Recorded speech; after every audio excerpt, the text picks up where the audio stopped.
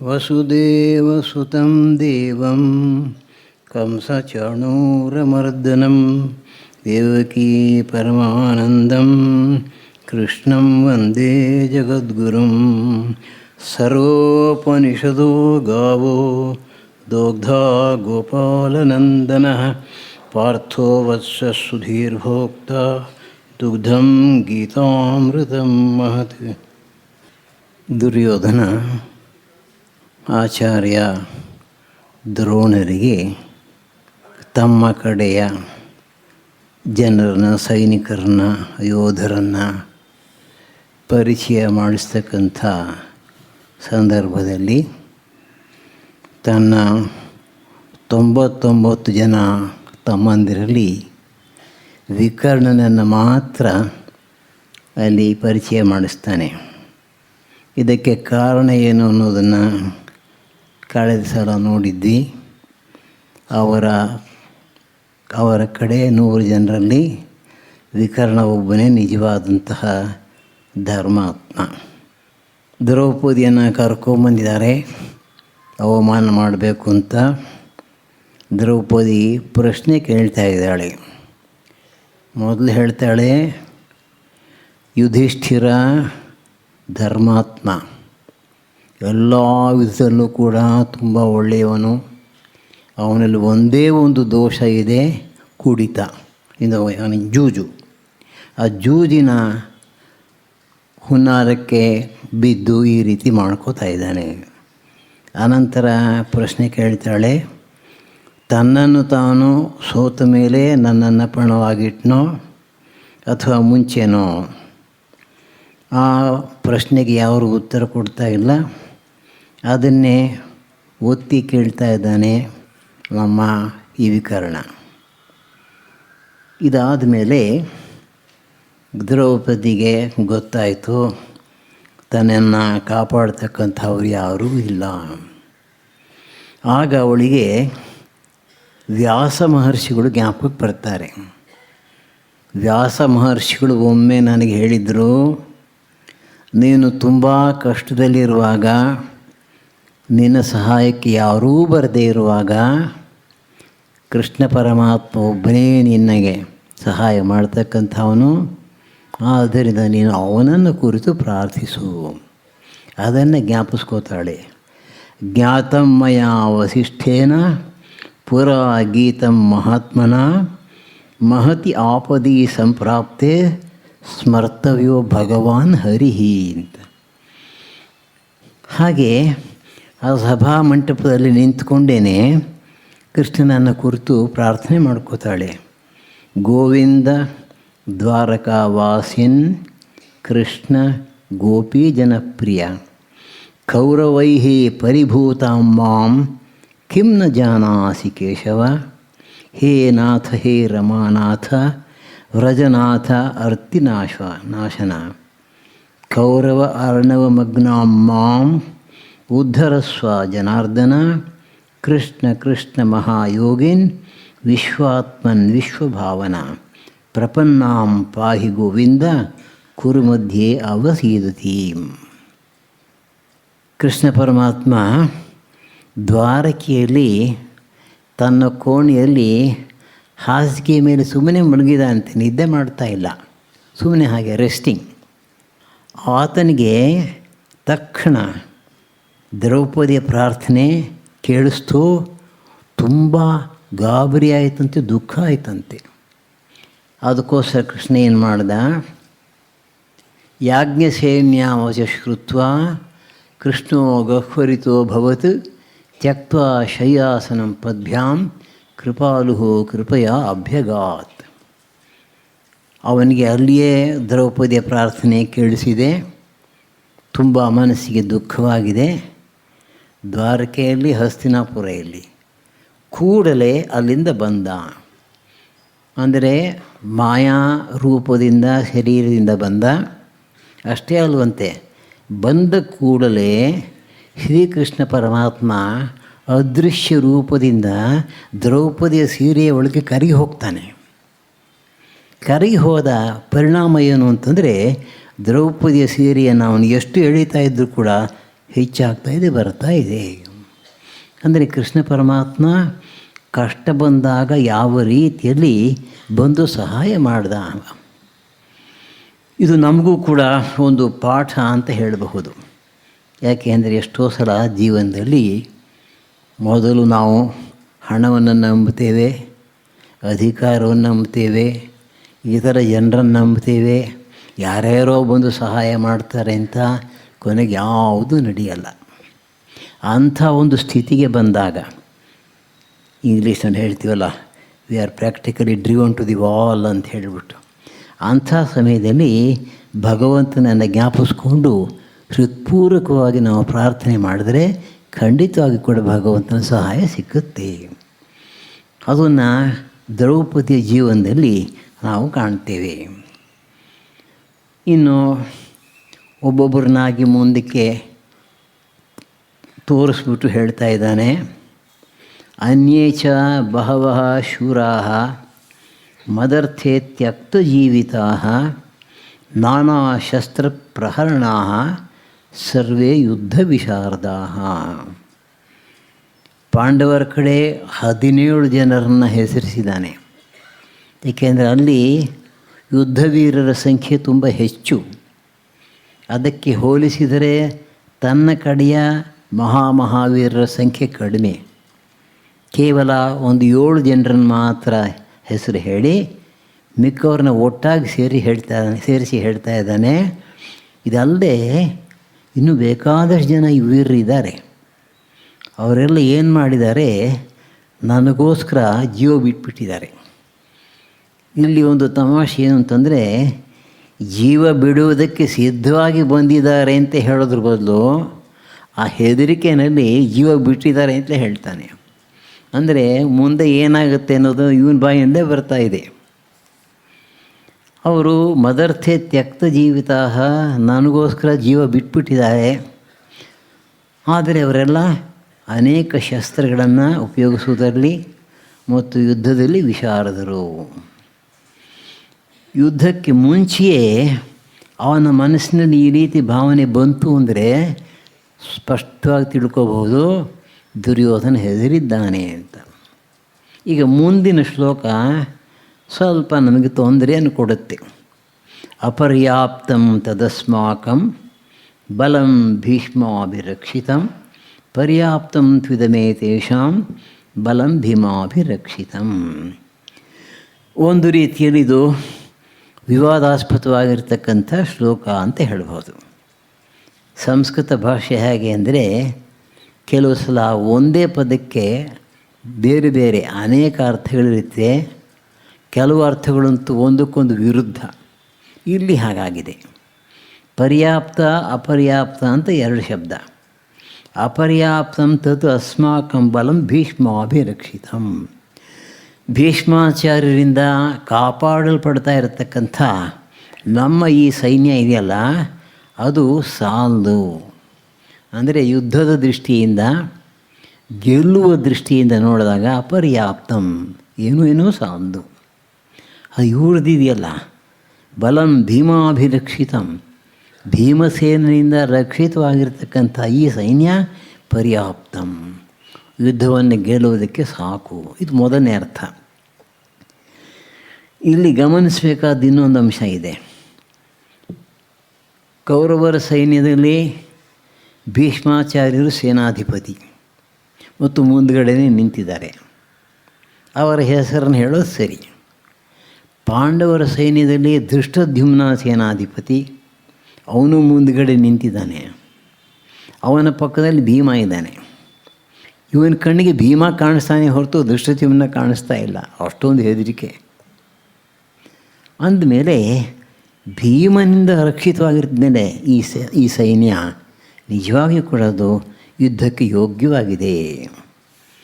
ರಾಮಾನುಜರನ್ನು ವಿಶೇಷವಾಗಿ ಹೇಳ್ತಾರೆ, ದುರ್ಯೋಧನನಿಗೆ ಭಯ ಉಂಟಾಗಿತ್ತು, ಆದ್ದರಿಂದ ತನ್ನ ಸೈನ್ಯ ಸಾಲದು ಅಂತಲೂ ಭೀಮನಿಂದ ರಕ್ಷಿತವಾಗಿರ್ತಕ್ಕಂಥ ಈ ಸೈನ್ಯ ನಿಜವಾಗಿಯೂ ಬಲವತ್ತರವಾಗಿದೆ ಅಂತಲೂ ಅವನ ಮನಸ್ಸಿಗೆ ಬಂದಿದೆ. ಅದನ್ನು ಹೇಳ್ತಾ ಇದ್ದಾನೆ. ಏನೇ ಆಗಲಿ, ಒಟ್ಟಿನಲ್ಲಿ ದುರ್ಯೋಧನನಿಗೆ ಯುದ್ಧದ ಪ್ರಾರಂಭದಲ್ಲಿ ಹೆದರಿಕೆ ಆಗಿದೆ ಅನ್ನೋದನ್ನು ನಾವು ಒಪ್ಪಬಹುದು. ಇದನ್ನು ವಿಶೇಷವಾಗಿ ಬೇರೆ ಬೇರೆ ವ್ಯಾಖ್ಯಾನಕಾರರು ಸೂಚಿಸ್ತಾರೆ, ಹೇಳ್ತಾರೆ. ಇದಾದ ಮೇಲೆ ಎಲ್ಲ ಸೈನಿಕರಿಗೂ ಕೂಡ ಒಂದು ಮಾತನ್ನು ಹೇಳ್ತಾ ಇದ್ದಾನೆ, ಎಚ್ಚರಿಕೆ ಕೊಡ್ತಾ ಇದ್ದಾನೆ. ಆಯನೇಷು ಚ ಸರ್ವೇಷು ಯಥಾಭಾಗಂ ಅವಸ್ಥಿತಾಃ ಭೀಷ್ಮಂ ಏವ ಅಭಿರಕ್ಷಂತು ಭವಂತಃ ಸರ್ವ ಏವ ಹಿ. ನೀವೆಲ್ಲ ಏನು ಮಾಡಬೇಕು, ಈ ದೊಡ್ಡ ಸೈನ್ಯವನ್ನು ವ್ಯೂಹಾಕಾರದಲ್ಲಿ ನಿಲ್ಲಿಸಿದ್ದಾರೆ. ಅದು ಸುಮಾರು ಒಂದು 7-8 ವ್ಯೂಹಗಳಿವೆ ಯುದ್ಧಶಾಸ್ತ್ರದಲ್ಲಿ. ಅದರಲ್ಲಿ ಪಾಂಡವರು ವಜ್ರ ವ್ಯೂಹ ಮಾಡಿದ್ದಾರೆ. ಅದನ್ನು ನುಗ್ಗಿಸಿ ಭೇದಿಸಲಿಕ್ಕೆ ಆಗದೇ ಇರತಕ್ಕಂಥ ಭಾಳ ಕಷ್ಟವಾಗಿರ್ತಕ್ಕಂಥದ್ದು. ಇವ್ರದ್ದು ಸೂಚಿ ವ್ಯೂಹನ ಏನೋ ಒಂದು ಹೇಳ್ಕೊಂಡಿದ್ದಾರೆ. ಆ ವ್ಯೂಹ ರಚನೆ ಆದಾಗ ಈ ಸೈನಿಕರೆಲ್ಲ ತಮಗೆ ಕೊಟ್ಟಿರ್ತಕ್ಕಂಥ ಜಾಗದಲ್ಲಿ ನಿಂತಿರಬೇಕು. ಈಗ ನೋಡಿ, ಒಂದು ಫುಟ್ಬಾಲ್ ಮ್ಯಾಚು ಕ್ರಿಕೆಟ್ ಮ್ಯಾಚು ಆಗುತ್ತೆ. ಪ್ರಾರಂಭದಲ್ಲಿ ಅವ್ರನ್ನೆಲ್ಲ ನಿಲ್ಲಿಸ್ತಾರೆ, ಯಾರ್ಯಾರು ಎಲ್ಲೆಲ್ಲಿ ಇರಬೇಕು ಅಂತ. ಅವರ ಜಾಗ ಬಿಟ್ಬಿಟ್ಟು ಬಂದು ಸೋತೋಗ್ತಾರೆ. ಆದ್ದರಿಂದ ಇರೋ ಜಾಗದಲ್ಲಿ ಇದ್ಕೊಂಡು ಸರಿಯಾದ ರೀತಿಯಲ್ಲಿ ಆಟ ಆಡಬೇಕು. ಇಲ್ಲೂ ಕೂಡ ಹಾಗೇ. ಯಾಕೆಂತಂದರೆ ಈ ವ್ಯೂಹವನ್ನು ರಚನೆ ಮಾಡ್ತಕ್ಕಂಥ ಸೇನಾಧಿಪತಿ ತುಂಬ ಯೋಚನೆ ಮಾಡಿರ್ತಾರೆ. ಇಂಥಿಂತಹ ಸಂದರ್ಭ ಬಂದರೆ ಇಂಥವ್ರು ಹೀಗೆ ಮಾಡಬೇಕು ಅಂತ. ಅದನ್ನು ಗಮನದಲ್ಲಿ ಇಟ್ಕೊಂಡು ಮಾಡಿರೋದ್ರಿಂದ ನೀವು ಪ್ರತಿಯೊಬ್ಬರೂ ಕೂಡ ಯಥಾಭಾಗಂ ಅವಸ್ಥಿತಾ, ಯಾವ ಯಾವ ಭಾಗದಲ್ಲಿ ನೀವು ನಿಂತಿದ್ದಾರೋ ಆ ಜಾಗದಲ್ಲಿ ಇದ್ದು ಕೆಲಸ ಮಾಡಬೇಕು. ನಿಮ್ಮ ಮುಖ್ಯವಾಗಿರ್ತಕ್ಕಂಥ ಕೆಲಸ ಏನು ಅಂತಂದರೆ ಭೀಷ್ಮಂ ಏವ ಅಭಿರಕ್ಷಂತು. ಯುದ್ಧ ಮಾಡೋದಷ್ಟೇ ಅಲ್ಲ, ಯುದ್ಧ ಮಾಡೋದಕ್ಕಿಂತಲೂ ಮುಖ್ಯವಾಗಿ ಭೀಷ್ಮಾಚಾರ್ಯರನ್ನ ರಕ್ಷಿಸಬೇಕು. ಮೊದಲನೇದಾಗಿ ನಮ್ಮ ಕೌರವ ಸೈನ್ಯದ ಸಂಪೂರ್ಣ ಬಲ ಗೆಲ್ಲತಕ್ಕಂಥ ಒಂದು ಶಕ್ತಿ ಅವ್ರನ್ನ ಅವಲಂಬಿಸಿದೆ. ಎಲ್ಲಿ ತನಕ ಅವರು ಗಟ್ಟಿಯಾಗಿರ್ತಾರೋ ಅಲ್ಲಿ ತನಕ ನಮ್ಮ ವಿಜಯ ಖಂಡಿತವಾಗಿ ಸಿಕ್ಕುತ್ತೆ. ಎರಡನೆಯದು, ಅವರು ಸೇನಾಧಿಪತಿಗಳು.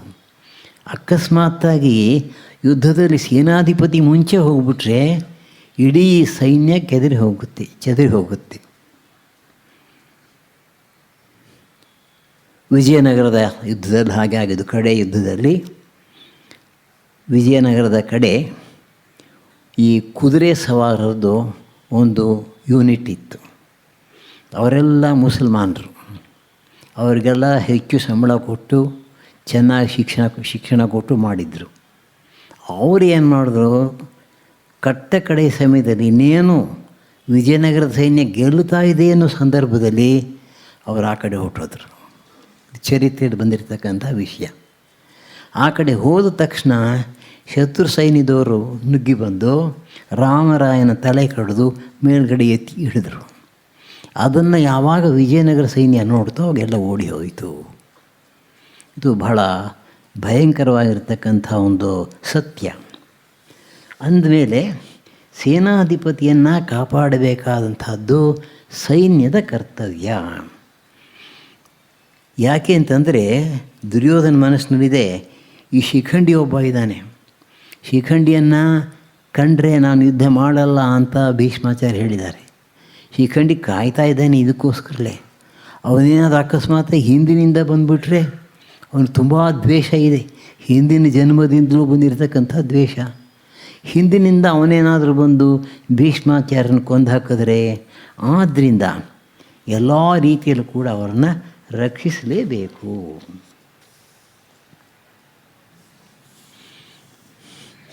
ಭೀಷ್ಮಾಚಾರ್ಯರು ಇದನ್ನು ನೋಡ್ತಾ ಇದ್ದಾರೆ. ಮೊದಲು ತನ್ನ ಹತ್ತಿರ ಬರಬೇಕಾಗಿತ್ತು, ಬಂದಿಲ್ಲ. ಎರಡನೆಯದು, ದ್ರೋಣಾಚಾರ್ಯರ ಹತ್ರ ಹೋಗಿದ್ದಾನೆ, ಅವ್ರಿಗೆ ಕೊಡಬೇಕಾದ ಗೌರವ ಕೊಡ್ತಾ ಇಲ್ಲ, ಏಕವಚನದಲ್ಲಿ ಮಾತನಾಡಿಸ್ತಾ ಇದ್ದಾನೆ. ನೋಡಿ, ನಿಮ್ಮ ಶಿಷ್ಯ ಅವನು ಮಾಡಿರ್ತಕ್ಕಂಥ ಸೈನ್ಯ ನೀವೇ ಅವನಿಗೆ ಟ್ರೈನಿಂಗ್ ಕೊಟ್ಟಿರೋದು, ಅವನೇ ನಿಮಗೆ ವಿರುದ್ಧವಾಗಿ ತಿರುಗಿ ಬಿದ್ದಿದ್ದಾನೆ ಅಂತ ಈ ರೀತಿ ಚುಚ್ಚು ಮಾತುಗಳನ್ನ ಆಡ್ತಾ ಇದ್ದಾನೆ. ಅದಕ್ಕೋಸ್ಕರ ಅವರೇನು ಮಾಡಿದ್ರು, ಎಷ್ಟೇ ಆದರೂ ಸೈನ್ಯಾಧಿಪತಿಗಳು ದುರ್ಯೋಧನನಿಗೆ ಶಕ್ತಿಯನ್ನು ತುಂಬಿಸಬೇಕು ಅಂಥೇಳಿ ತಸ್ಯ ಸಂಜನಯನ್ ಹರ್ಷಂ ಕುರು ವೃದ್ಧ ಪಿತಾಮಹ ಸಿಂಹನಾದಂ ವಿನದ್ಯ ಉಚ್ಚೈ ಶಂಖಂ ದಧ್ಮೌ ಪ್ರತಾಪವಾನ್. ಅವನಿಗೆ ದುಃಖ ಹೋಗಿಸಿ ಸಂತೋಷವನ್ನು ಉಂಟು ಮಾಡಬೇಕು ಅಂಥೇಳಿ ಕುರುವೃದ್ಧದ ಪಿತಾಮಹರು ಭೀಷ್ಮರು ಸಿಂಹನಾದವನ್ನು ಮಾಡಿ ಜೋರಾಗಿ ಶಂಖವನ್ನು ಊದ್ತಾರೆ. ಹಿಂದಿನ ಕಾಲದಲ್ಲಿ ಯುದ್ಧವನ್ನು ಮಾಡುವಾಗ ಪ್ರಾರಂಭದಲ್ಲಿ ಸಿಂಹನಾದ ಮತ್ತು ಶಂಖನಾದ. ಸಿಂಹನಾದ ಅಂತಂದರೆ ಒಂದು ರೀತಿಯಲ್ಲಿ ಭಾಳ ಗಟ್ಟಿಯಾಗಿ ಶಬ್ದವನ್ನು ಮಾಡ್ತಕ್ಕಂಥದ್ದು, ಕಿರಿಸ್ತಕ್ಕಂಥದ್ದು. ಶಂಖ ಊದಿದ್ರೆ ಅಲ್ಲಿ ಯುದ್ಧ ಪ್ರಾರಂಭ ಆಯಿತು ಅಂತ ಒಂದು. ಅದಕ್ಕಿಂತಲೂ ಮುಖ್ಯ ಚಾಲೆಂಜಿಂಗ್, ಫಸ್ಟು ಚಾಲೆಂಜ್ ಅವ್ರದ್ದು ಅಂತ, ಬಾ ನೋಡೋಣ ನಿನ್ನ ಕೈನಲ್ಲಿ ಆದರೆ ಅಂತ. ಅದು ಬಹಳ ಮುಖ್ಯ. ಅಲ್ಲಿಗೆ ನಾವು ಒಂದನ್ನು ಗಮನಿಸ್ಬೋದು, ಇಲ್ಲಿ ಪ್ರಾರಂಭದಿಂದಲೂ ಕೂಡ ಸಂಧಿಗೆ ಒಪ್ಪದೇ ಇರತಕ್ಕಂಥವರು ಕೌರವರು. ಇವರು ಯುದ್ಧ ಬೇಡ ಅಂಥೇಳಿ ಬೇಕಾದಷ್ಟು ಪ್ರಯತ್ನ ಪಟ್ಟರು. ಸಾಕ್ಷಾತ್ ಕೃಷ್ಣ ಪರಮಾತ್ಮನೇ ಕೊನೆಯವರೆಗೂ ಪ್ರಯತ್ನ ಪಟ್ಟ, ಒಪ್ಪಲಿಲ್ಲ ಅವರು. ಆಮೇಲೆ ಯುದ್ಧ ಬಂದೇ ಬರುತ್ತೆ ಅಂತಾದಮೇಲೆ ಯುದ್ಧಕ್ಕೆ ಸೇರಿರ್ತಕ್ಕಂಥವರು ಆ ಯುದ್ಧಕ್ಕೆ ಸೇರಿದ ಮೇಲೆ ಯುದ್ಧಕ್ಕೋಸ್ಕರ ಮೊಟ್ಟ ಮೊದಲು ಸಿಂಹನಾದ ಮಾಡಿ ಚಾಲೆಂಜ್ ಮಾಡಿದವರು ಕೂಡ ಅವರೇನೆ. ಅದನ್ನು ನಾವು ಗಮನಿಸಬಹುದು. ಶಂಖಂ ದಧ್ಮೌ ಪ್ರತಾಪವಾನ್. ಹೆದರಿರ್ತಕ್ಕಂಥ ದುರ್ಯೋಧನನಿಗೆ ಈ ರೀತಿ ನಾವು ಧೈರ್ಯವನ್ನು ತುಂಬಿಸೋಣ ಅಂತ. ಈಗ ಭೀಷ್ಮಾಚಾರ್ಯರು ಸೇನಾಧಿಪತಿಗಳು ಶಂಖ ಊದೋದನ್ನು ಮಿಕ್ಕವರೆಲ್ಲ ಗಮನಿಸ್ತಾ ಇದ್ದರು. ಅಲ್ಲಿ ಬೇಕಾದಷ್ಟು ಜನ ರಾಜರು ಸೇರಿದ್ದಾರೆ. ಎಲ್ಲ ರಾಜರುಗಳು ಕೂಡ ತಮ್ಮ ತಮ್ಮ ಸೈನ್ಯದ ಜೊತೆಗೆ ಸೇರಿದ್ದಾರೆ. ಎಲ್ಲರ ಕೈಯಲ್ಲೂ ಶಂಖ ಇತ್ತು. ಆಗಿನ ಕಾಲದ ನಿಯಮ ಆಗಿತ್ತು. ಆದ್ದರಿಂದ ಎಲ್ಲರೂ ಪ್ರಾರಂಭ ಮಾಡಿದಂತೆ ಶಂಖ ಊದಲಿಕ್ಕೆ. ತತಃ ಶಂಖಾಶ್ಚ ಭೇರ್ಯಶ್ಚ ಪಣವಾನಕ ಗೋಮುಖಾಃ ಸಹಸಾ ಏವ ಅಭ್ಯಹನ್ಯಂತ ಸಶಬ್ದಸ್ತುಮುಲೋ ಭವತ್. ಶಂಖ ಒಂದು, ಭೇರಿ, ಪಣ ಇವೆಲ್ಲ ಬೇರೆ ಬೇರೆ ರೀತಿಯ ವಾದ್ಯಗಳು. ಯುದ್ಧದ ಸಮಯದಲ್ಲಿ ಘೋಷಣೆ ಮಾಡಲಿಕ್ಕೋಸ್ಕರ ಇರ್ತಕ್ಕಂಥ ವಾದ್ಯಗಳು. ಈಗ ನೋಡಿ, ಶ್ರೀರಾಮಚಂದ್ರ ಕಾಡಿಗೆ ಹೋದ. ಅದಾದಮೇಲೆ ಭರತ ಬರ್ತಾ ಇದ್ದಾನೆ ಹುಡುಕೊಂಡು. ಆವಾಗ ಇವರ ಕಡೆಯವರು ನೋಡ್ತಾರೆ, ಶತ್ರು ಅವನ ಹೆಸರೇನಪ್ಪ ಇರಲಿ. ಅವನೇನು ಮಾಡ್ತಾನೆ, ತನ್ನ ಸೈನ್ಯದವ್ರನ್ನೆಲ್ಲ ಕರೆಸಿ ಡಂಗೂರ ಹೊರಡಿಸ್ತಾನೆ. ಡಂಗೂರವನ್ನು ಹೊರಡಿಸ್ತಾನೆ. ಯಾತಕ್ಕೆ ಅಂತಂದರೆ ಎಲ್ಲ ಸೈನಿಕರು ಕೂಡ ಸೇರ್ರಿ ಅಲ್ಲಿ ತಕ್ಷಣ ಅಂತ. ಅದು ಆಗಿನ ಕಾಲದ ಒಂದು ಪದ್ಧತಿ. ಸರಿ, ಇಷ್ಟೊಂದು ಕಡೆಯಿಂದ ಶಬ್ದ ಮಾಡಿದ ಮೇಲೆ ಆ ಶಬ್ದದ ಪರಿಣಾಮ ಏನು ಅಂತಂದರೆ ತುಮುಲವಾಗಿತ್ತು. ಪಾಂಡವಾನಾಂ ನ ಕ್ಷೋಭ ಜಾತಃ. ಬಹಳ ಗಟ್ಟಿಯಾಗಿತ್ತು ಶಬ್ದ. ಆದರೆ ಅದರಿಂದ ಪಾಂಡವರಿಗೆ ಏನೂ ಗಾಬರಿ ಆಗಲಿಲ್ಲ. ಹೀಗೆ ಶಬ್ದವನ್ನು ಮಾಡ್ತಕ್ಕಂಥದ್ದು, ಡೋಲು ಮುಂತಾದವುಗಳನ್ನು ಬಾರಿಸುವುದು ಯುದ್ಧದ ಪ್ರಾರಂಭದಲ್ಲಿ ಪ್ರಸಿದ್ಧವಾಗಿತ್ತದು. ಈಗ ಕೃಷ್ಣಾರ್ಜುನರು ಬರಬೇಕು. ಅಲ್ಲಿಂದ ನಮಗೆ ಸ್ವಲ್ಪ ಮಟ್ಟಿಗೆ ಗೀತೆಯ ಪ್ರಾರಂಭ ಅಂತ ನಾವು ಭಾವಿಸಬಹುದು. ತತಃ ಶ್ವೇತೈರ್ಹಯೈರ್ಯುಕ್ತೆ ಮಹತಿ ಸ್ಯಂದನೆ ಸ್ಥಿತೌ ಮಾಧವಃ ಪಾಂಡವಶ್ಚೈವ ದಿವ್ಯೌ ಶಂಖೌ ಪ್ರದಧ್ಮತುಃ. ಈಗ ಅಲ್ಲಿಗೆ ದೊಡ್ಡ ರಥ ಬಂದಿದೆ. ಅದು ಚಿನ್ನದ ಬಣ್ಣ, ಬಹುಶಃ ಚಿನ್ನದ ರೇಖೆಗಳನ್ನ ಅದರ ಮೇಲೆ ಮುಚ್ಚಿದ್ದಾರೆ ಅಂತ ಕಾಣುತ್ತೆ. ಜೊತೆಗೆ 5 ಕುದುರೆಗಳು, ಎಲ್ಲ ಬಿಳಿ ಕುದುರೆಗಳು, ಬಹಳ ಭವ್ಯವಾಗಿರ್ತಕ್ಕಂಥ ರಥ. ಅದರಲ್ಲಿ ಮುಂದುಗಡೆ ಕೃಷ್ಣ ಪರಮಾತ್ಮ ಕೂತಿದ್ದಾನೆ, ಹಿಂದುಗಡೆ ಅರ್ಜುನ ಕೂತಿದ್ದಾನೆ. ಅವರು ಈ ಪಿತಾಮಹರ ಶಂಖನಾದವನ್ನು ಕೇಳಿದ ಕೂಡಲೇ ತಾವಿಬ್ಬರು ಕೂಡ ಶಂಖವನ್ನು ಬಾರಿಸ್ತಾರೆ. ಯಾರ್ಯಾರು ಯಾವುದನ್ನು ಬಾರಿಸ್ತಾರೆ ಅನ್ನೋದೇ ಮುಂದೆ ಬರುತ್ತೆ. ಬಟ್ ಇಲ್ಲಿ ಏನಾಗಿದೆ, ಮೊಟ್ಟ ಮೊದಲು ಶಂಖ ಬಾರಿಸಿದವನು ಕೃಷ್ಣ ಪರಮಾತ್ಮ. ಆ ಕಡೆ ಭೀಷ್ಮಾಚಾರ್ಯ ಅವರು ನುಡಿಸಿದ್ರು, ಶಂಖವನ್ನು ಊದಿದ್ರು, ಚಾಲೆಂಜ್ ಮಾಡಿದ್ರು. ಈ ಕಡೆ ಅದನ್ನು ಒಪ್ಕೊಂಡವನು ಯಾರು? ಧೃಷ್ಟದ್ಯುಮ್ನ ಆಗಬೇಕಾಗಿತ್ತು, ಸೇನಾಧಿಪತಿ. ಧೃಷ್ಟದ್ಯುಮ್ನ ಮಾಡಲಿಲ್ಲ, ಭೀಮಾನೂ ಮಾಡಲಿಲ್ಲ. ಮೊಟ್ಟ ಮೊದಲು ಚಾಲೆಂಜ್ ಕೈಗೆ ತಗೊಂಡವನು ಕೃಷ್ಣ. ಇನ್ನು ಯುದ್ಧದ ಗತಿ ಏನಾಗುತ್ತೆ? ಮಾಧವ ಪಾಂಡವಶ್ಚೈವ ದಿವ್ಯೌ ಶಂಖೌ ಪ್ರದಧ್ಮತು. ತಮ್ಮ ದಿವ್ಯವಾದ ಶಂಖವನ್ನು ಜೋರಾಗಿ ಊದ್ತಾರೆ. ಅವ್ರದ್ದು ರಥ ಬಹಳ ದೊಡ್ಡದಾಗಿರುತ್ತೆ, ಮಹತಿ ಸ್ಯಂದನೆ ಸ್ಥಿತವು. ಜೊತೆಗೆ ಬಿಳಿಯ ಕುದುರೆಗಳು. ಬಿಳಿಯ ಕುದುರೆ ಧರ್ಮವನ್ನು ಸೂಚಿಸುತ್ತೆ, ಭಾಳ ಪರಿಶುದ್ಧತೆಯನ್ನು ಸೂಚಿಸುತ್ತೆ ಅಂತ ಹೇಳ್ಬೋದು, ಸತ್ವಗುಣವನ್ನು. ಇಲ್ಲಿ ಬಹುಶಃ ಒಂದು ಮಾತನ್ನು ಹೇಳಬೇಕಾಗುತ್ತೆ, ಈ ರಥದ ವಿಷಯ. ಆಗಿನ ಕಾಲದಲ್ಲಿ ಯುದ್ಧ ಆಗಬೇಕಾದ್ರೆ ಯುದ್ಧದಲ್ಲಿ ಒಂದು ಕಡೆ ರಥ, ಇನ್ನೊಂದು ಕಡೆ ಕುದುರೆ ಮತ್ತು ಆನೆ ಮುಂತಾದಂಥ ಪ್ರಾಣಿಗಳು. ಅವುಗಳಿದ್ದರೆ ಆ ಸೈನ್ಯದ ಬಲ ಹೆಚ್ಚಾಗ್ತಾ ಇತ್ತು. ಒಂದು ಸಲ ವರುಣ ಲೋಕದಲ್ಲಿ ವರುಣ ಒಂದೊಂದಾಗಿ 12 ಯಾಗಗಳನ್ನು ಮಾಡಿದಂತೆ. ಪ್ರತಿಯೊಂದು ಯಾಗ ಮಾಡಿದಾಗಲೂ ಕೂಡ ಅಗ್ನಿಯಲ್ಲಿ ಆಹುತಿಗಳನ್ನು ಹಾಕಬೇಕು. ಹಾಕಿದಂಥ ಆಹುತಿಯನ್ನು ಅಗ್ನಿ ತಾನು ಅರಗಿಸಿಕೊಂಡು ಅದರ ಸತ್ವವನ್ನು ಆಯಾ ದೇವತೆಗೆ ತಲುಪಿಸಬೇಕು. ಈಗ 12 ಯಾಗಗಳನ್ನು ಒಂದಾಗುತ್ತೋ ಅಂತ ಮಾಡಿದ್ರಿಂದ ಅಗ್ನಿಗೆ ಅಜೀರ್ಣ ಆಯ್ತಂತೆ. ಏನು ಮಾಡೋದು? ಅಜೀರ್ಣ ಆದಮೇಲೆ ಡಾಕ್ಟ್ರ್ ಹತ್ರ ಹೋಗಬೇಕು. ದೇವತೆಗಳಿಗೆ ಡಾಕ್ಟ್ರು ಅಶ್ವಿನಿ ದೇವತೆಗಳು. ಅಗ್ನಿ ಅವರ ಹತ್ರ ಹೋಗಿ ಕೇಳಿದಾಗ ಅವ್ರು ಹೇಳಿದ್ರಂತೆ, ನೋಡಪ್ಪ, ಈ ಭೂಲೋಕದಲ್ಲಿ ಆ ಹಸ್ತಿನಾಪುರದ ಹತ್ತಿರ ಸ್ವಲ್ಪ ದೂರದಲ್ಲಿ ಖಾಂಡವನ ಅಂತ ಒಂದು ವನ ಇದೆ. ಕಾಡು, ದಟ್ಟವಾಗಿರ್ತಕ್ಕಂಥ ಕಾಡು. ಆ ಕಾಡಿನಲ್ಲಿ ಅನೇಕ ಅತ್ಯಂತ ಅಮೂಲ್ಯವಾಗಿರ್ತಕ್ಕಂಥ ವಸ್ತುಗಳಿವೆ. ಅದರಲ್ಲೂ ದಿವ್ಯವಾಗಿರ್ತಕ್ಕಂಥ ಸಸ್ಯಗಳು, ಮೂಲಿಕೆ, ಔಷಧ ಮೂಲಿಕೆ ಅಂತ ಹೇಳಬಹುದು. ಆ ಔಷಧ ಮೂಲಿಕೆಯನ್ನು ನೀನು ತೆಗೆದುಕೊಳ್ಳುವುದಾದರೆ ನಿನ್ನ ಜೀರ್ಣ ಹೋಗುತ್ತೆ. ಅಂದರೆ ನೀನು ಖಾಂಡವ ವನವನ್ನು ದಹಿಸಬೇಕು, ಕರಗಿಸ್ಕೋಬೇಕು, ತಿನ್ನಬೇಕು ಅದನ್ನು. ಸರಿ, ಈ ಖಾಂಡವನವನ್ನು ದಹಿಸಬೇಕಾದ್ರೆ ಯಾರ್ದಾದ್ರೂ ಸಹಾಯ ಬೇಕಲ್ಲ. ಈಗ ಇಲ್ಲಿ ಕೃಷ್ಣಾರ್ಜುನರು ಇಂದ್ರಪ್ರಸ್ಥವನ್ನು ಕಟ್ಟಬೇಕು ಅಂತ ಜಾಗ ನೋಡ್ತಾ ಇದ್ದಾರೆ. ಹತ್ತಿರ ಬಂದಿದ್ದಾರೆ, ಅಲ್ಲೇ ಇದ್ದಾರೆ.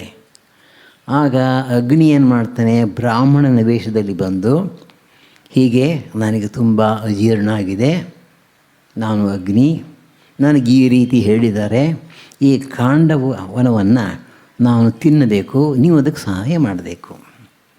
ಅಂದರೆ ಇವನು ಅಗ್ನಿ ಅದನ್ನು ಸುಡಬೇಕಾದ್ರೆ ಅವನಿಗೆ ರಕ್ಷಣೆ ಕೊಡಬೇಕಲ್ಲ. ಆ ಖಾಂಡವನ ಇಂದ್ರನಿಗೆ ಸೇರಿತ್ತಂತೆ. ಇಂದ್ರನಿಗೆ ಇನ್ನೂ ಗೊತ್ತಿಲ್ಲ. ಇವನೇನಾದರೂ ಪ್ರಾರಂಭ ಮಾಡಿದ್ರೆ, ಇಂದ್ರ ಅದನ್ನು ಅಡ್ಡಿಪಡಿಸಿದ್ರೆ, ಆಗ ಅರ್ಜುನ ಮಾತು ಕೊಡ್ತಾನೆ. ಕೃಷ್ಣನ ಸನ್ನಿಧಿಯಲ್ಲಿ ಇಬ್ಬರು ಒಪ್ಕೊಂಡು ಕಾವಲಾಗಿ ನಿಂತ್ಕೋತಾರೆ. ಈಗೇನಾಯಿತು, ಇಂದ್ರನಿಗೆ ಸಿಟ್ಟು ಬಂದು ಬರ್ತಾನೆ. ಇಂದ್ರನಿಗೂ ಅರ್ಜುನನಿಗೂ ಯುದ್ಧವಾಗುತ್ತೆ. ಅರ್ಜುನ ಬಹಳ ಬೇಗ ಇಂದ್ರನನ್ನು ಸೋಲಿಸಿ ಕಳಿಸ್ಬಿಡ್ತಾನೆ. ಇಂದ್ರ ತನ್ನ ಲೋಕಕ್ಕೆ ಹೋದ್ಮೇಲೆ ಯೋಚನೆ ಮಾಡಿದಂತೆ, ನಾನು ಬೇರೆ ರೀತಿಯಲ್ಲಿ ಅಂತ ತಡೀತೀನಿ ಅಂತ ಹೇಳಿ ಜೋರಾಗಿ ಮಳೆ ಸುರಿಸಿದಂತೆ ಖಾಂಡವನದ ಮೇಲೆ. ಆಗ ಅರ್ಜುನ ತನ್ನ ಬಾಣಗಳಿಂದ ಛತ್ರಿ ಮಾಡಿಸಿದಂತೆ. ಅರ್ಜುನನ ಛತ್ರಿ ಎಷ್ಟು ಚೆನ್ನಾಗಿತ್ತು ಅಂತಂದರೆ ಒಂದೇ ಒಂದು ತೊಟ್ಟು ನೀರು ಕೆಳಗೆ ಬೀಳಿಲ್ಲ ಅಂತ. ಈ ಮಧ್ಯೆ ಅಲ್ಲಿ ಮಯ ಅಂತ ಒಬ್ಬ ರಾಕ್ಷಸ ಇದ್ದ.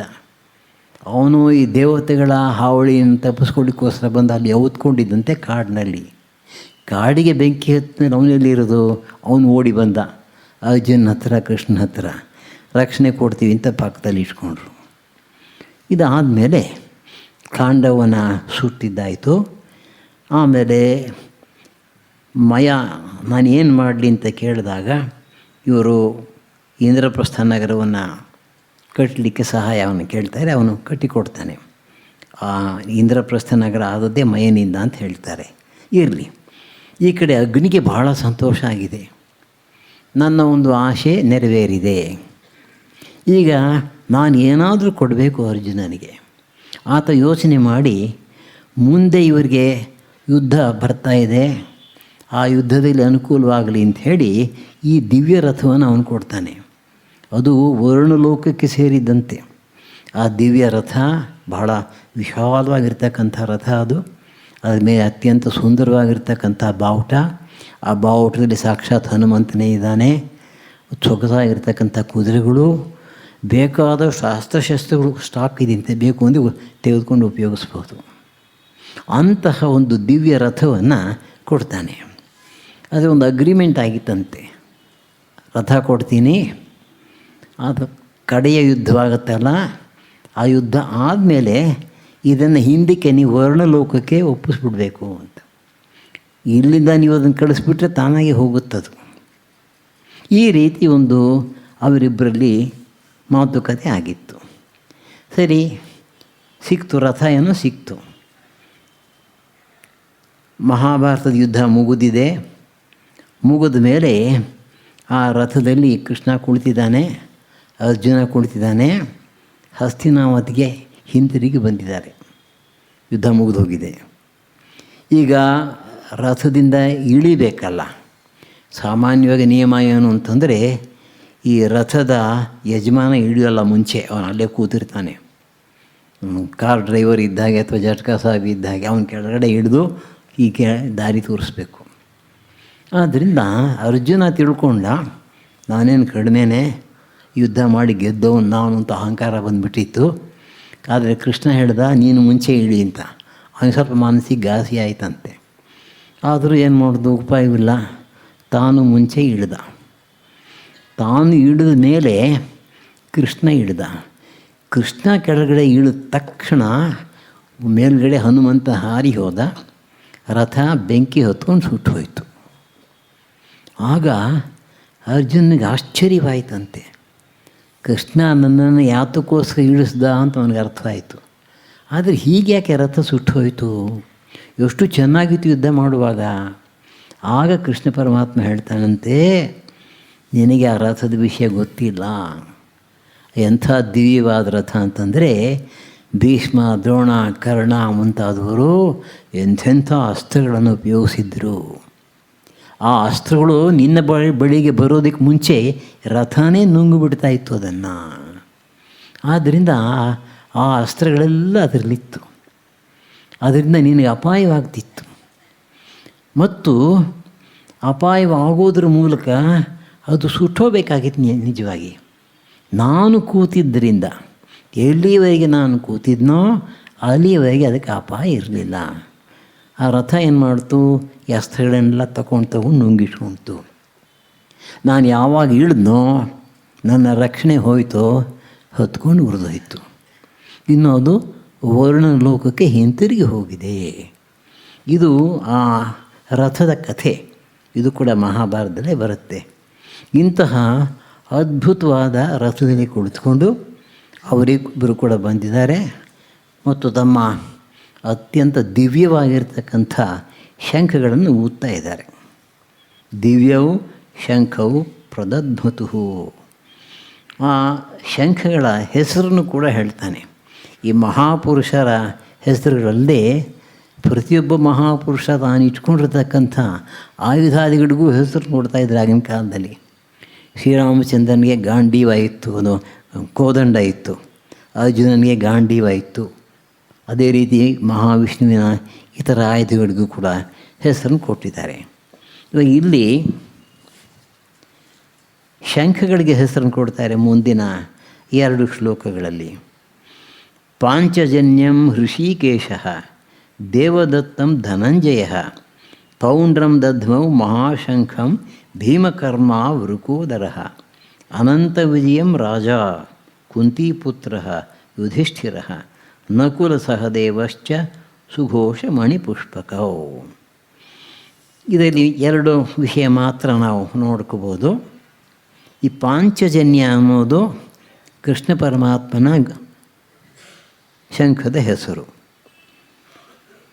ಕೃಷ್ಣ ಬಲರಾಮ ಇಬ್ಬರು ಕೂಡ ಸಾಂದೀಪನಿ ಮಹರ್ಷಿ ಆಶ್ರಮದಲ್ಲಿ ಕಾಲವನ್ನು ಕಳೆದಿದ್ದಾರೆ ವಿದ್ಯಾಭ್ಯಾಸಕ್ಕಾಗಿ.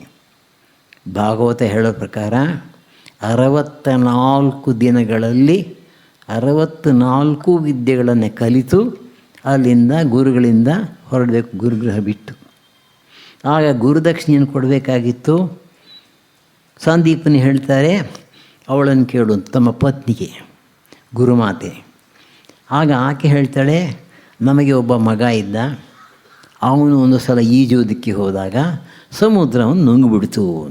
ನಮಗೆ ಮಗನನ್ನು ಹಿಂತಿರುಗಿ ಕೊಟ್ಟರೆ ಸಂತೋಷ. ಅವರಿಬ್ಬರಿಗೂ ಗೊತ್ತಿತ್ತು ಶ್ರೀಕೃಷ್ಣ ಪರಮಾತ್ಮ ಸಾಮಾನ್ಯ ಅಲ್ಲ ಅಂತ. ಸರಿ, ಕೃಷ್ಣ ಮತ್ತು ಬಲರಾಮ ಸಮುದ್ರಕ್ಕೆ ಬರ್ತಾರೆ. ಸಮುದ್ರ ಹೇಳುತ್ತೆ, ನಾನು ಖಂಡಿತ ಅವನನ್ನು ತಗೊಳ್ಳಿಲ್ಲ. ನನ್ನ ಒಳಗೆ ಒಬ್ಬ ಪಂಚಜನ ಅಂತ ಒಬ್ಬ ರಾಕ್ಷಸ ಇದ್ದಾನೆ, ಅವನನ್ನು ತಗೊಂಡ್ರೋದು ಈ ಹುಡುಗನನ್ನು ಅಂತ. ಸರಿ, ಹುಡುಕೊಂಡು ಹೋಗ್ತಾರೆ. ಒಂದು ದೊಡ್ಡ ಶಂಖ, ಆ ಶಂಖದೊಳಗಿನ ಪುಟಾಣಿ ಹುಳದ ಹಾಗೆ ಔತ್ಕೊಂಡಿರ್ತಾನೆ ಅವನು ರಾಕ್ಷಸ. ಕೃಷ್ಣ ಹೋಗಿದ್ದೇನೆ, ಅವನನ್ನು ಆಚೆ ಬರೆಸ್ತಾನೆ, ಅವನ್ನ ಸಂಹಾರ ಮಾಡ್ತಾನೆ, ಶಂಖವನ್ನು ಇಟ್ಕೋತಾನೆ. ಆದರೆ ಈ ಹುಡುಗ ಇರಲ್ಲ ಅಲ್ಲಿ. ಆನಂತರ ಗೊತ್ತಾಗುತ್ತೆ ಕೃಷ್ಣನಿಗೆ, ಆ ಹುಡುಗನ ಶರೀರವನ್ನು ಇವನು ತಿಂದು ಹಾಕಿಬಿಟ್ಟಿದ್ದಾನೆ, ಅವನ ಜೀವಾತ್ಮ ಯಮಲೋಕದಲ್ಲಿ ಇದ್ದಾನೆ ಅಂತ. ಆನಂತರ ಯಮಲೋಕಕ್ಕೆ ಹೋಗಿ ಅಲ್ಲಿ ಈ ಶಂಖವನ್ನು ಊದಿ ಯಮನಿಗೆ ಹೆದರಿಸಿ ಅದ ಜೀವಾತ್ಮನ ಕರ್ಕೊಂಡು ಬರ್ತಾನೆ.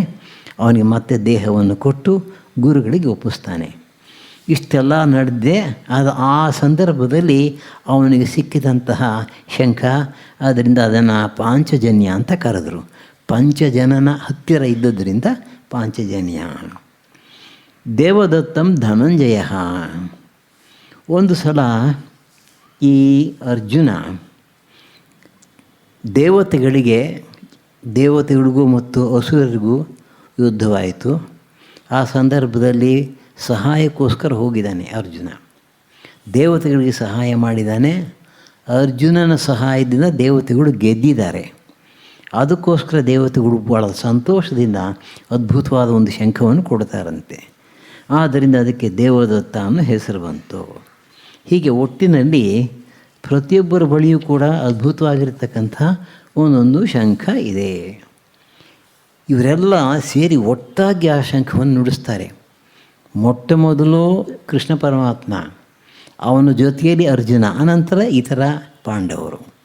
ಅರ್ಥ ಏನು ಅಂತಂದರೆ, ಅವರ ಕಡೆ ಒಬ್ಬ ಭೀಷ್ಮರು ಶಂಖವನ್ನು ಊದಿದ್ರೆ ಪಾಂಡವರ ಕಡೆ ಕೃಷ್ಣ ಪರಮಾತ್ಮ ಮತ್ತು ಪಂಚಪಾಂಡವರು, ಅದಾದಮೇಲೆ ಉಳಿದವರು. ಅಂದರೆ ಅವರಿಗೆ ಪ್ರತಿಯಾಗಿ ನಿಂತಿರತಕ್ಕಂಥ ಸೈನ್ಯದ ಕಡೆಯಿಂದ ಬಹಳ ಬಲವಾಗಿರತಕ್ಕಂಥ ಪ್ರತಿಭಟನೆ ಬಂದಿದೆ ಅಂತ ಹೇಳಬಹುದು. ಒಟ್ಟಿನಲ್ಲಿ ಕೃಷ್ಣ ಪರಮಾತ್ಮ ಪರೋಕ್ಷ ಸೇನಾಧಿಪತಿಯಾಗಿ ತನ್ನ ಕೃಪೆ ಇದೆ ಅಂತ ಅನ್ನೋದನ್ನು ತೋರಿಸೋದಕ್ಕೋಸ್ಕರ ಮೊದಲು ಶಂಖವನ್ನು ನುಡಿಸ್ತಾನೆ. ಇದಾದ ಮೇಲೆ ಉಳಿದವರ ಹೆಸರುಗಳನ್ನು ಹೇಳುತ್ತೆ ಗೀತೆ.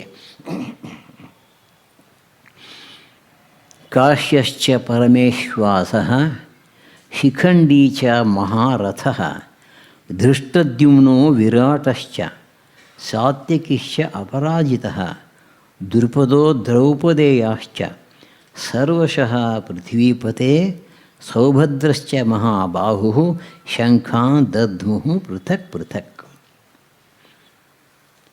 ಇಲ್ಲಿ ಒಂದೇ ಒಂದು ವಿಷಯವನ್ನು ಮಾತ್ರ ನಾವು ಹೇಳಬಹುದು. ಶಿಖಂಡಿಯ ವಿಷಯ ವಿಚಿತ್ರವೀರ್ಯ ಎಂಬತಕ್ಕಂಥ ಒಬ್ಬ ರಾಜಕುಮಾರ ಉಳಿದಿದ್ದಾನೆ, ಶಂತನುವಿನ ಮಗ. ಶಂತನುವಿನ ಎರಡನೇ ಮಗ ಅವನು. ಮೊದಲನೇ ಮಗ ಚಿತ್ರಕೇತು, ಅವನು ಗಂಧರ್ವನಿಂದ ಕೊಲ್ಲಲ್ಪಡ್ತಾನೆ. ಈಗ ವಿಚಿತ್ರವೀರ್ಯನಿಗೆ ಮದುವೆ ಮಾಡಬೇಕಾದ್ರೆ ಸರಿಯಾದ ಹೆಣ್ಣನ್ನು ತರಬೇಕು. ಆ ಕೆಲಸವನ್ನು ಭೀಷ್ಮ ಮಾಡ್ತಾನೆ, ಅಣ್ಣ. ಅವನು ಹೋಗ್ತಾನೆ. ಕಾಶಿರಾಜನ ಅರಮನೆಯಲ್ಲಿ ಸ್ವಯಂವರ ನಡೀತಾ ಇದೆ. ಹೋಗಿ ಆ ಕಾಶಿರಾಜನ 3 ಜನ ಹೆಣ್ಣು ಮಕ್ಕಳನ್ನು ಅಂಬಾಲಿಕಾ, ಅಂಬಿಕಾ 3 ಜನರನ್ನು ಬಲವಂತ ಕರ್ಕೊಂಬರ್ತಾನೆ ಅಲ್ಲಿ ರಾಜರನ್ನೆಲ್ಲ ಯುದ್ಧದಲ್ಲಿ ಸೋಲಿಸಿ. ಆಗ ಈ 3 ಕರೆದುಕೊಂಡು ಬಂದು ವಿಚಿತ್ರ ವೀರ್ಯನಿಗೆ ಮದುವೆ ಮಾಡಿಸ್ಬೇಕು ಅಂತ ಇದ್ದಾಗ ಅಂಬಾ ಹೇಳ್ತಾಳೆ, ನಾನು ಶಾಲ್ವರಾಜನನ್ನು ಪ್ರೀತಿಸ್ತಾ ಇದ್ದೇನೆ, ನಾನು ಅವನನ್ನು ಮದುವೆ ಆಗ್ತೇನೆ. ಆಗ ಭೀಷ್ಮಾಚಾರ್ಯರು ಹೇಳಿದ್ರಂತೆ, ಖಂಡಿತ, ಗೌರವದಿಂದ ಕಳಿಸಿಕೊಡ್ತಾರೆ ಆಕೆಯನ್ನು. ಅವಳು ಹೋಗಿ ಶಾಲು ಮಹಾರಾಜನನ್ನು ಕೇಳಿದಾಗ ಹೀಗಾಯಿತು ಅಂತ ಅವನು ಜೋರಾಗಿ ನಗ್ಬಿಟ್ಟು ಹೇಳಿದಂತೆ, ನಾನು ಭೀಷ್ಮನ ಕೈಯಲ್ಲಿ ಸೋತಿದ್ದೀನಿ, ಶಾಸ್ತ್ರದ ಪ್ರಕಾರ ನಾನು ನಿನ್ನನ್ನು ಮದುವೆ ಆಗೋ ಹಾಗಿಲ್ಲ, ನೀನು ಭೀಷ್ಮನ ಹತ್ತಿರಲೇ ಹೋಗು. ಸರಿ, ಆಕೆ ಹಿಂತಿರುಗಿ ಬಂದು ಭೀಷ್ಮನನ್ನು ಕೇಳಿದಾಗ ಭೀಷ್ಮ ಹೇಳ್ತಾನೆ, ನಾನೇನು ಮಾಡಲಿ, ಆಜನ್ಮ ಬ್ರಹ್ಮಚಾರಿ ಆಗ್ತೀನಿ, ನಮ್ಮ ತಾಯಿಗೆ ಮಾತು ಕೊಟ್ಟಿದ್ದೀನಿ, ನಾನು ತಂದೆಗೆ ಮಾತು ಕೊಟ್ಟಿದ್ದೀನಿ, ಸಾಧ್ಯವಿಲ್ಲ. ಆಗ ಅವಳಿಗೆ ಕೋಪ ಬರುತ್ತೆ. ಈ ಕಡೆ ಅವನು ಇಲ್ಲ, ಭೀಷ್ಮನೂ ಇಲ್ಲ. ಪರಶುರಾಮನ ಹತ್ರ ಹೋಗ್ತಾಳೆ. ಪರಶುರಾಮ ಭೀಷ್ಮನಿಗೂ ಕೂಡ ಗುರು. ಭೀಷ್ಮ ದ್ರೋಣ ಅವನಿಂದಲೇ ಕಲ್ತಿದ್ದು ಈ ಎಲ್ಲ ಯುದ್ಧ ವಿದ್ಯೆಯನ್ನು. ಪರಶುರಾಮ ಎಷ್ಟಾದರೂ ಸಿಟ್ಟಿನ ಮನುಷ್ಯ. ಭೀಷ್ಮನ ಕರೆಸ್ತಾನೆ, ಹೇಳ್ತಾನೆ. ಭೀಷ್ಮ ಒಪ್ಪೋದಿಲ್ಲ. ಸರಿ, ಯುದ್ಧ ಮಾಡು. ಯುದ್ಧ ಮಾಡಿ ಯುದ್ಧದಲ್ಲಿ ಸೋತರೆ ಅವ್ರು ಹೇಳ್ದಾಗ ಕೇಳಬೇಕು. ಭೀಷ್ಮ ಯುದ್ಧ ಮಾಡ್ತಾನೆ. ಎಷ್ಟು ಚೆನ್ನಾಗಿ ಯುದ್ಧ ಮಾಡ್ತಾನೆ ಅಂತಂದರೆ ಪರಶುರಾಮನಿಗೆ ಅವನು ಸೋಲಿಸ್ಲಿಕ್ಕೆ ಆಗಲಿಲ್ಲ. ಸಮ ಈಕ್ವಲ್. ಆವಾಗ ಪರಶುರಾಮನು ಹೇಳ್ತಾರಂತೆ, ಅಮ್ಮ, ನನ್ನ ಕೈನಲ್ಲಿ ಏನಾಗಲ್ಲ, ಮುಗೀತು, ನೀನು ಶಿವನನ್ನು ಕುರಿತು ತಪಸ್ಸು ಮಾಡಿ ಇನ್ನೇನು ಬೇಕಾದರೂ ಮಾಡ್ಕೋ ಅಂತ. ಅವಳು ಅಂಬಾ ಹೋಗಿ ಶಿವನನ್ನು ಕುರಿತು ತಪಸ್ಸು ಮಾಡ್ತಾಳೆ. ವರ ಕೇಳ್ತಾಳೆ, ನಾನು ಭೀಷ್ಮನನ್ನು ಕೊಲ್ಲಬೇಕು ಮುಂದಿನ ಜನ್ಮದಲ್ಲಿ. ಆ ವರದ ಪ್ರಭಾವದಿಂದ ದೃಪದನ ಮಗಳಾಗಿ ಹುಟ್ಟುತ್ತಾಳೆ. ಮೊದಲು ಮಗಳಾಗಿ ಹುಟ್ಟುತ್ತಾಳೆ, ಅನಂತರ ಒಬ್ಬ ರಾಕ್ಷಸನ ವಿಶೇಷ ಶಕ್ತಿಯಿಂದ ಮಗನಾಗ್ತಾನೆ. ಆದ್ದರಿಂದ ಅವಳಿಗೆ ಶಿಖಂಡಿಯನ್ನು ಹೆಸರು ಬಂತು. ಮುಂಚೆ ಮಗಳಾಗಿ ಹುಟ್ಟಿ ಅನಂತರ ಒಂದು ವಿಶೇಷ ಶಕ್ತಿಯಿಂದ ಯಕ್ಷ ಅಥವಾ ರಾಕ್ಷಸ ಅವಳನ್ನು ಹುಡುಗನನ್ನಾಗಿ ರಾಜಪುತ್ರನನ್ನಾಗಿ ಮಾಡಿದ್ದರಿಂದ ಅವಳು ಇದೂ ಅಲ್ಲ ಅದೂ ಅಲ್ಲ ಅನ್ನೋ ಸ್ಥಿತಿಯಲ್ಲಿ ಇದ್ಳು. ಅಂದಮೇಲೆ ಭೀಷ್ಮಾಚಾರ್ಯನಿಗೆ ಇದೆಲ್ಲ ಗೊತ್ತಿತ್ತಲ್ಲ, ಈ ಅಂಬೆ ನನ್ನನ್ನು ಕೊಲ್ಲೋದಕ್ಕೋಸ್ಕರಲೇ ಈ ಶಿಖಂಡಿ ರೂಪದಲ್ಲಿ ಬಂದಿದ್ದಾಳೆ. ಎಷ್ಟೇ ಆದರೂ ಅವಳು ಹೆಂಗಸಿನ ಜೊತೆಗೆ ನಾನು ಯುದ್ಧ ಮಾಡೋಕ್ಕೆ ಸಾಧ್ಯವಿಲ್ಲ. ಆದ್ದರಿಂದ ಅವರು ಮುಂಚೆನೇ ಹೇಳಿದ್ರಂತೆ ಯುಧಿಷ್ಠಿರನಿಗೆ, ಶಿಖಂಡಿ ಎದುರುಗಡೆ ಬಂದರೆ ನಾನು ಶಸ್ತ್ರ ಸನ್ಯಾಸ ಮಾಡ್ತೇನೆ. ಆದ್ದರಿಂದ ಇವರೇನು ಮಾಡಿದೆ, ಪಾಂಡವರು ಶಿಖಂಡಿಯನ್ನು ಇಟ್ಕೊಂಡು ಕೊನೆಯ ಸಮಯದಲ್ಲಿ ಭೀಷ್ಮನ ಹತ್ತಿರ ಭಯಂಕರವಾಗಿ ಯುದ್ಧ ಮಾಡ್ತಕ್ಕಂತಹ ಸಮಯದಲ್ಲಿ ಶಿಖಂಡಿಯನ್ನು ಮುಂದೆ ಇಟ್ಕೊಂಡು ಅರ್ಜುನ ಹಿಂದುಗಡೆಯೇ ಯುದ್ಧ ಮಾಡೋದು. ಎಷ್ಟು ಅದ್ಭುತವಾಗಿ ಬಾಣಗಳು ಬರ್ತಾ ಇವೆ ಅಂತಂದರೆ ಶಿಖಂಡಿ ಸುಮ್ಮನೆ ಡ್ರಾಮಾ ಮಾಡ್ತಾ ಇದ್ದಾನೆ, ಅಷ್ಟೇ ನಾಟಕ. ಅದು ಹಿಂದುಗಡೆಯಿಂದ ಅರ್ಜುನ ಹೊಡಿತಾ ಇದ್ದಾನೆ. ಆವಾಗ ಅರ್ಥ ಆಗುತ್ತೆ ಭೀಷ್ಮಾಚಾರ್ಯರಿಗೆ. ಯಾವಾಗ ಅವ್ರಿಗೆ ಅರ್ಥ ಆಗುತ್ತೋ ಆವಾಗ ಅವರೇನು ಮಾಡ್ತಾರೆ, ಶಸ್ತ್ರ ಸನ್ಯಾಸ ಮಾಡಿದ ಫಲವಾಗಿ ಅರ್ಜುನನ ಬಾಣಗಳಿಂದ ನೊಂದು ರಥದಿಂದ ಕೆಳಗೆ ಬಿದ್ದುಬಿಡ್ತಾರೆ. ಬಿದ್ದ ಮೇಲೆ ಅವರು ಶರಶಯ್ಯನಿರ್ತಾರೆ, ನಾವೆಲ್ಲ ಗೊತ್ತಿರ್ತಕ್ಕಂಥ ಕಥೆ. ಆಮೇಲೆ ಉತ್ತರಾಯಣ ಕಾಲಕ್ಕಾಗಿ ಅವರು ಕಾದು ಆನಂತರ ದೇಹವನ್ನು ಬಿಡ್ತಾರೆ.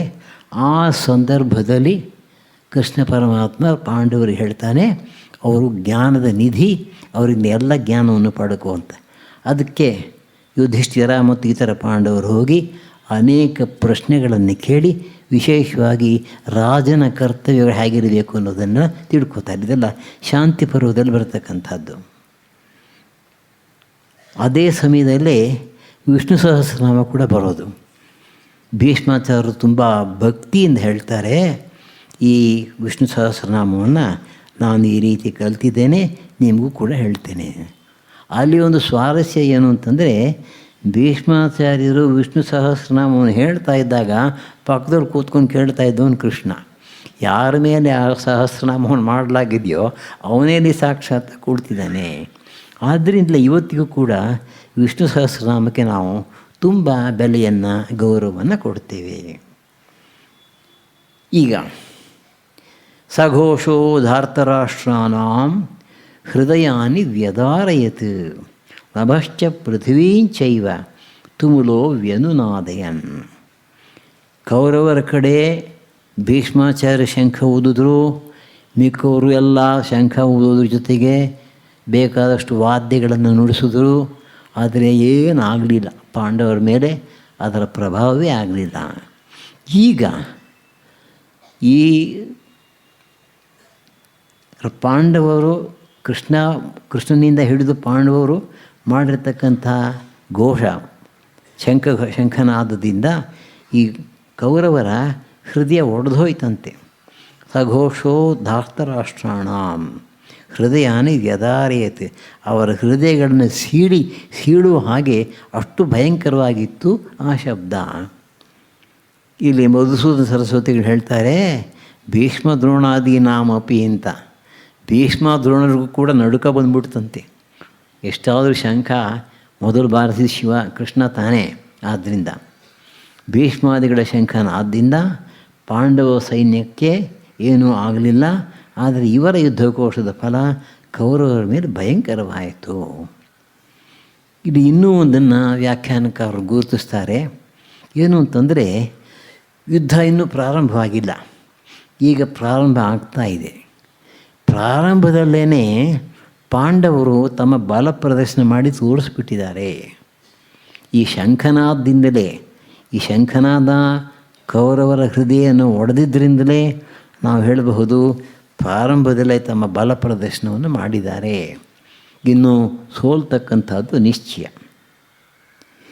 ಹೀಗೆ ಇನ್ನೇನು ಯುದ್ಧ ಪ್ರಾರಂಭ ಆಗಬೇಕು.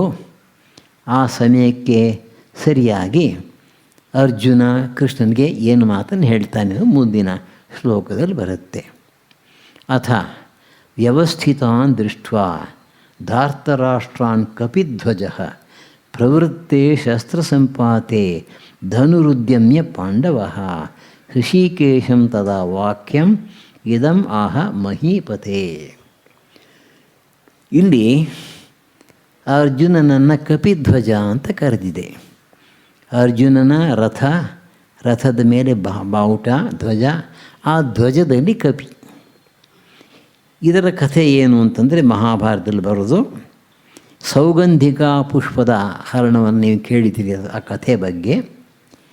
ಒಮ್ಮೆ ಒಂದೇ ಒಂದು ದಾರಿ ಮೇಲೆ ಎಲ್ಲೋ ಬಿದ್ದಿತ್ತಂತೆ ಕಾಡಿನಲ್ಲಿದ್ದಾಗ, ಪಾಂಡವರ ಕಾಡಿನಲ್ಲಿದ್ದಾಗ ಅದನ್ನು ದ್ರೌಪದಿ ನೋಡಿ ಕೈಗೆತ್ಕೊಂಡ್ಲಂತೆ. ತುಂಬ ಸೊಗಸಾಗಿರ್ತಕ್ಕಂಥ ಅದ್ಭುತವಾದಂಥ ಪರಿಮಳವುಳ್ಳಂಥ ಹೂವು. ಆಕೆ ಭೀಮನನ್ನು ಕರೆದು ಹೇಳ್ತಾಳೆ, ಈ ಹೂವು ಎಲ್ಲಿ ಸಿಕ್ಕತ್ತಪ್ಪ ನೋಡು, ಇದ್ದೇ ಒಂದಿಷ್ಟು ತೊಗೊಬ, ನನಗೆ ಬೇಕು ಅಂತ. ಸರಿ, ಭೀಮ ಹೊರಡ್ತಾನೆ. ಆ ಸೌಗಂಧಿಕ ಪುಷ್ಪವನ್ನು ತರಬೇಕು ಅಂತ ಹೊರಡ್ತಾನೆ.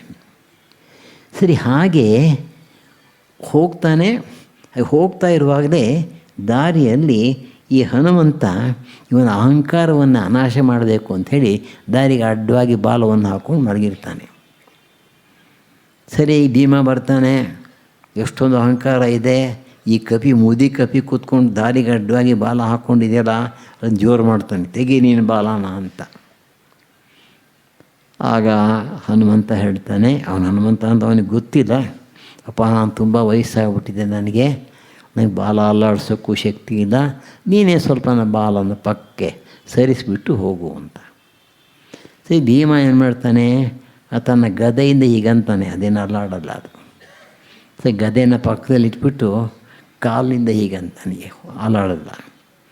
ಆಮೇಲೆ ಕಾಲಾಯಿತು, ಕೈ ಆಯಿತು, ಕೊನೆಗೆ ಸಂಪೂರ್ಣ ಶಕ್ತಿಯನ್ನು ಉಪಯೋಗಿಸ್ತಾನೆ. ಏನು ಮಾಡಲಿಕ್ಕಾಗಲಿಲ್ಲ. ಹನುಮಂತನ ಬಾಲ ಕೂಡ ಅಲ್ಲಾಡಿಸ್ಲಿಕ್ಕಾಗಲಿಲ್ಲ ಭೀಮನಿಗೆ. ಆಗ ಭೀಮನಿಗೆ ಅರ್ಥವಾಗುತ್ತೆ, ಇದು ಸಾಮಾನ್ಯ ಕಪಿ ಅಲ್ಲ. ಮತ್ತು ತಾನು ವಾಯುಪುತ್ರ, ಹನುಮಂತನೂ ವಾಯುಪುತ್ರ ಗೊತ್ತಿದೆ ಅವನಿಗೆ.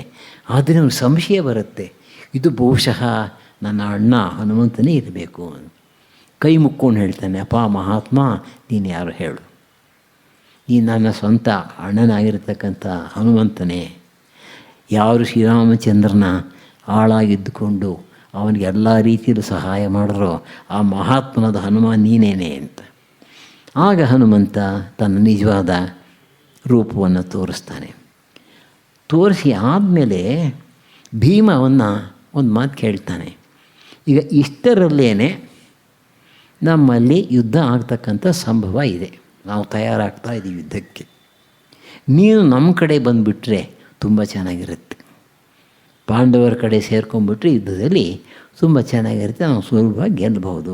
ನೀ ಯಾಕೆ ಬರಬಾರ್ದು? ಅವನು ಹನುಮಂತ ಹೇಳ್ತಾನೆ, ಇಲ್ಲ, ಈಗ ಯುಗ ಬೇರೆಯಾಗಿದೆ. ಶ್ರೀರಾಮಚಂದ್ರ ಬೇರೆ ರೂಪದಲ್ಲಿ ಕೃಷ್ಣನ ರೂಪದಲ್ಲಿ ಬಂದಿದ್ದಾನೆ. ಆದ್ದರಿಂದ ಹಿಂದಿನ ಹಾಗೆ ನಾನು ಮಾಡೋಕ್ಕಾಗೋಲ್ಲ. ಅದು ಒಂದು ಮಾತನ್ನು ಕೊಡ್ತೇನೆ. ಈಗ ಕೃಷ್ಣ ಪರಮಾತ್ಮ ಯಾರು ಶ್ರೀರಾಮಚಂದ್ರನಾಗಿದ್ನೋ ಅವನು ಈಗ ರಥವನ್ನು ಓಡಿಸ್ತಾನೆ, ಅರ್ಧಿಕ. ಆ ರಥದ ಮೇಲುಗಡೆ ಯಾವಾಗಲೂ ರಥದಲ್ಲಿ ಧ್ವಜ ಇರಲೇಬೇಕು. ನಾನು ಆ ಧ್ವಜದಲ್ಲಿ ಕುಳಿತಿರ್ತೇನೆ. ಕುಳಿತುಕೊಂಡು ಏನು ಮಾಡ್ತೀನಿ ಅಂತಂದರೆ, ಯಾವಾಗ ನೀನು ಯುದ್ಧದಲ್ಲಿ ಸಿಂಹನಾದ ಮಾಡ್ತೀಯೋ ಆವಾಗ ನಿನ್ನ ಜೊತೆಗೆ ನಾನು ಸಿಂಹನಾದ ಮಾಡ್ತೇನೆ. ಅಂದರೆ ನಿನ್ನ ಸಿಂಹನಾದಕ್ಕೆ ನಂದನ್ನು ಬೆರೆಸಿದಾಗ ಅದು ಎಷ್ಟು ಭಯಂಕರವಾಗುತ್ತೆ ಅಂತಂದರೆ ಕೌರವ ಸೈನ್ಯ ಅಲ್ಲಾಡಿ ಹೋಗಬೇಕು ಅಂತ. ಈಗ ಇದರಲ್ಲಿ 2-3 ವಿಷಯ ಸಿಕ್ಕತ್ತು ನಮಗೆ. ಮೊದಲನೇದು ಅರ್ಜುನನಿಗೆ ಸಹಾಯ. ಕೃಷ್ಣನ ಅಥವಾ ಕೃಷ್ಣನ ರೂಪದಲ್ಲಿದ್ದಂತಹ ರಾಮನಿಗಾಗಿ ಬಂದಿರತಕ್ಕಂಥವನು ಹನುಮಂತ. ಅವನಿಂದ ಅರ್ಜುನನಿಗೆ ಸಹಾಯ ಸಿಕ್ಕಿದೆ. 2ನೇದು ಭಗವದ್ಗೀತೆಯನ್ನು ಕೇಳ್ತಾ ಇದ್ದಾನೆ ಅವನು. ಧ್ವಜದಲ್ಲಿ ಕುಳಿತಿರ್ತಕ್ಕಂಥ ಹನುಮಂತ ಸಂಪೂರ್ಣ ಭಗವದ್ಗೀತೆಯನ್ನು ಕೇಳ್ತಾನೆ. ಕೇಳಿ ಅನಂತರ ಅದನ್ನು ತಾನು ವಿವರಿಸ್ತಾನೆ. ಅದನ್ನೇ ಪೈಶಾಚ ಭಾಷ್ಯ ಅಂತ ಹೇಳೋದು. ಪಿಶಾಚಿಗಳ ಭಾಷೆಯಲ್ಲಿ ಹನುಮಂತ ತನ್ನ ವ್ಯಾಖ್ಯಾನವನ್ನು ಕೊಡ್ತಾನೆ ಭಗವದ್ಗೀತೆ ಮೇಲೆ ಅಂತ. ಪೈಶಾಚ ಭಾಷ್ಯ ಅಂತ ಹೇಳ್ತಾರೆ. ಇವತ್ತಿಗೂ ಕೂಡ ಅದನ್ನು ಪ್ರಿಂಟ್ ಮಾಡಿದ್ದಾರೆ. ಹೆಚ್ಚು ವ್ಯತ್ಯಾಸವೇ ನಮಗೆ ಕಾಣಲ್ಲ. ಹೆಚ್ಚು ಕಡಿಮೆ ಶಂಕರ ಭಾಷೆ ಥರವೇ ಇರುತ್ತದು. ಅಂದರೆ ನಮಗೆ ಕೃಷ್ಣ ಪರಮಾತ್ಮ ಮಾಡಿದಂಥ ಗೀತೆಯನ್ನು ನೇರವಾಗಿ ಕೇಳಿ ತಾನದಕ್ಕೆ ವ್ಯಾಖ್ಯಾನ ಕೊಡ್ತಾನೆ ಅಂದಮೇಲೆ ಅದು ಮೋಸ್ಟ್ ಅಥಾರಿಟೇಟಿವ್ ಅಂತ ಆಯಿತು. ಎಲ್ಲಿ ತನಕ ಅವನು ಆ ರಥದಲ್ಲಿ ಕುಳಿತಿರ್ತಾನೋ ಅಲ್ಲಿ ತನಕ ರಥಕ್ಕೆ ರಕ್ಷಣೆ ಇರುತ್ತೆ. ಅದಕ್ಕೇನೆ ಕಡೆಯಲ್ಲಿ ಆ ರಥದಿಂದ ಕೃಷ್ಣ ಎಳೆದಾಗ ಹನುಮಂತ ಹಾರಿ ಹೋಗ್ತಾನೆ, ರಥ ಸುಟ್ಟು ಹೋಗುತ್ತೆ. ಒಟ್ಟಿನಲ್ಲಿ ಈತ ಆ ಧ್ವಜದಲ್ಲಿ ಇದ್ದುಕೊಂಡು ರಕ್ಷಣೆ ಮಾಡ್ತೀಯ ಅನ್ನೋ ಮಾತನ್ನು ಕೊಟ್ಟ ಮೇಲೆ ಭೀಮ ಹಿಂತಿರುಗಿ ಬರುತ್ತಾನೆ. ಈಗ ಯುದ್ಧ ಪ್ರಾರಂಭವಾಗಬೇಕು. ಪ್ರವೃತ್ತಿ ಶಸ್ತ್ರ ಸಂಪಾತೆ ಧನುರುದ್ಯಮ್ಯ ಪಾಂಡವ.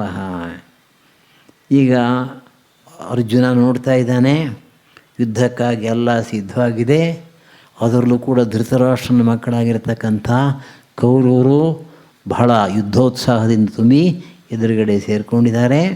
ಮತ್ತು ಈಗ ಶಸ್ತ್ರಗಳನ್ನು ಹೊಳಿತಕ್ಕಂಥ ಪ್ರಹರಣ ಮಾಡ್ತಕ್ಕಂಥ ಅವಕಾಶ ಬಂದ್ಬಿಟ್ಟಿದೆ. ಅಂದರೆ ಇನ್ನೇನು ಯುದ್ಧ ಪ್ರಾರಂಭವಾಗಬೇಕು, ಶಸ್ತ್ರಾಸ್ತ್ರಗಳನ್ನು ಉಪಯೋಗಿಸಿ. ಈ ಸಂದರ್ಭದಲ್ಲಿ ಹೃಷಿಕೇಶಂ ತದಾ ವಾಕ್ಯಂ ಇದಮಾಹ ಮಹೀಪತೆ. ಈ ಅರ್ಜುನ ಶ್ರೀಕೃಷ್ಣ ಪರಮಾತ್ಮನ ಕುರಿತು ಈ ಮಾತನ್ನು ಹೇಳ್ತಾನೆ. ಹೃಷಿಕೇಶ ಅಂತಂದರೆ ಇಂದ್ರಿಯಗಳಿಗೆ ಒಡೆಯನಾಗಿರ್ತಕ್ಕಂಥ ಪರಮಾತ್ಮ ಅಂತ ಈ ಮಾತನ್ನು ಹೇಳ್ತಾನೆ. ಏನು ಹೇಳ್ತಾನೆ? ಅರ್ಜುನ ಉವಾಚ ಸೇನಯೋರುಭಯೋರ್ ಮಧ್ಯೆ ರಥಂ ಸ್ಥಾಪಯ ಮೇ ಅಚ್ಯುತ. ಕೃಷ್ಣನನ್ನು ಅಚ್ಯುತ ಅಂತ ಕರೀತಾ ಇದ್ದಾನೆ. ಕೃಷ್ಣನ ಮಹಿಮೆ ಅರ್ಜುನನಿಗೆ ಚೆನ್ನಾಗಿ ಅರಿವಾಗಿತ್ತು. ಅನೇಕ ಸಲ ಅದನ್ನು ನೋಡಿದ ನಾನು. ಆದ್ದರಿಂದ ಅವನಿಗೆ ಅಚ್ಯುತ ಅನ್ನೋ ಹೆಸರಿನಿಂದ ನೀನು ನಾಶವಿಲ್ಲದವನು, ನೀನು ಈ 2 ಸೈನ್ಯಗಳ ಮಧ್ಯೆ ನನ್ನ ರಥವನ್ನು ತೆಗೆದುಕೊಂಡು ಹೋಗಿ ನಿಲ್ಲಿಸು ಅಂತ. ಉಭಯ ಸೇನೆಗಳ ನಡುವೆ ಏಕೆ ಅಂತ ಪ್ರಶ್ನೆ. ಈಗ ಈ ಕಡೆ ಕೌರವರ ಸೈನ್ಯ ಇದೆ, ಈ ಕಡೆ ಪಾಂಡವರ ಸೈನ್ಯ ಇದೆ.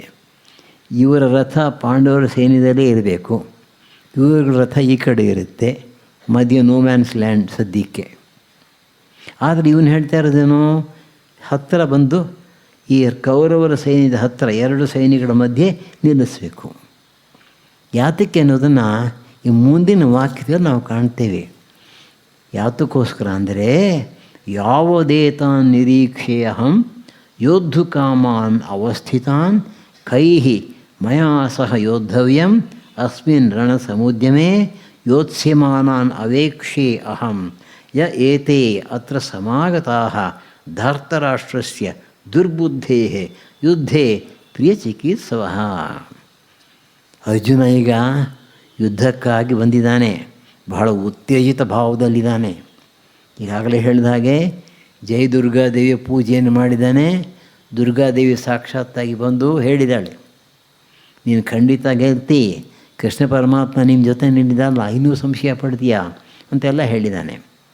ಅದಕ್ಕೋಸ್ಕರ ಈ ಮಾತುಗಳು ನಾವು ಗಮನಿಸಿದ್ರೆ, ನಾನು ಎಲ್ಲಿ ತನಕ ಈ ಎರಡೂ ಸೈನ್ಯಗಳು ನೋಡ್ತೀನೋ ಗಮನಿಸ್ತೀನೋ, ಅದರಲ್ಲೂ ಮುಖ್ಯವಾಗಿ ನನ್ನ ಜೊತೆಯಲ್ಲಿ ಯುದ್ಧ ಮಾಡಬೇಕು ಅಂತ ಧೈರ್ಯ ಮಾಡಿ ಬಂದಿದ್ದಾರಲ್ಲ, ನೋಡೇ ಬಿಡ್ತೀನಿ ಅವ್ರ ಮುಖಾನ ಒಂದು ಸಲ.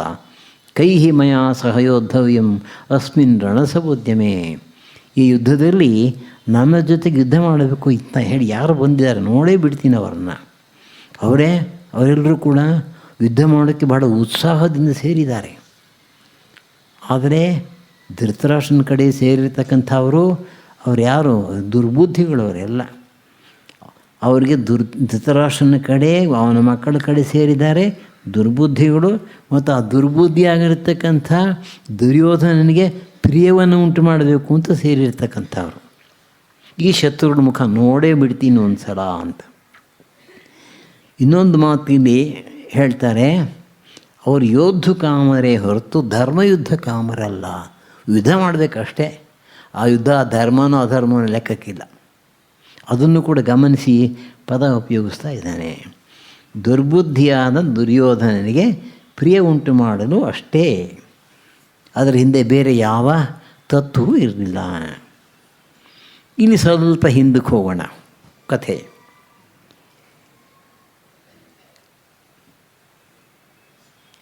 ದುರ್ವಾಸ ಮಹರ್ಷಿಯ ಸೇವೆ ಮಾಡಿದ ಮೇಲೆ ಅವರು ಕುಂತಿಗೆ ವರವನ್ನು ಕೊಟ್ಟಿದ್ದರು.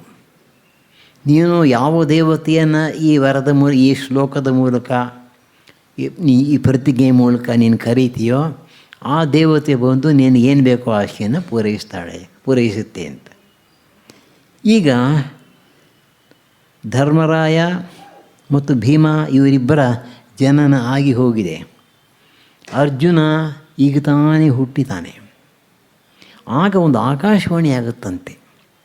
ಆಕಾಶವಾಣಿ ಹೇಳುತ್ತಂತೆ, ಏಷ ಯೇಷ್ಯತಿ ಸಂಗ್ರಾಮೇ ಕುರೂನ್ ಸರ್ವಾನ್ ಸಮಾಗತಾನ್ ಭೀಮಸೇನ ದ್ವಿತೀಯಶ್ಚ ಲೋಕಂ ಉದ್ವರ್ತಯಿಷ್ಯತಿ ಪುತ್ರಸ್ತೆ ಪೃಥಿವೀಂ ಜೇತ ಯಶಶ್ಚ ಅಸ್ಯ ದಿವಂ ಸ್ಪೃಶೇತ್ ಹತ್ವಾ ಗುರುಂಶ್ಚ ಸಂಗ್ರಾಮೇ ವಾಸುದೇವ ಸಹಾಯವಾನ್.